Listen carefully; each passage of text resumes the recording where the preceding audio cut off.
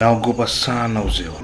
Hakuna kipindi kigumu katika maisha ya wanadamu kama kipindi cha uzee. Kipindi hiki ndio majuto ya vyote vibaya ulivyowahi kufanya enzi za ujana wako. Utakumbuka pia yale mazuri uliyopaswa kufanya, jambo ambalo ndilo linalokujia kwenye moyo na akili zako.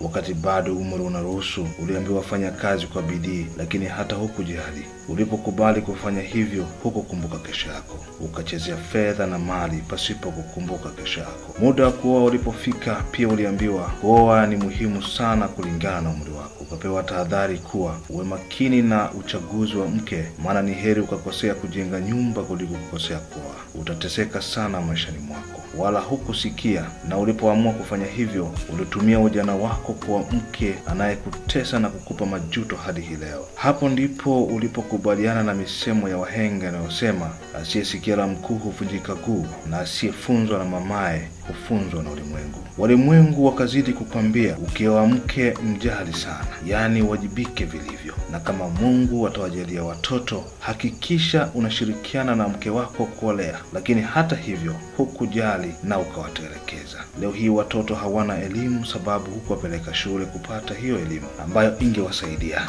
Sasa umezeeka ukiwa huna kitu, watoto nao ni masikini, hawana msaada wa kukusaidia. Wito wangu kwako na vijana wa leo, kesho yako ni leo.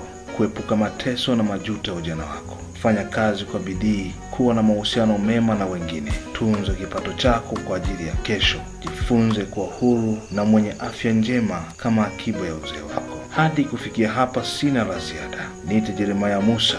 Asante na kwaheri.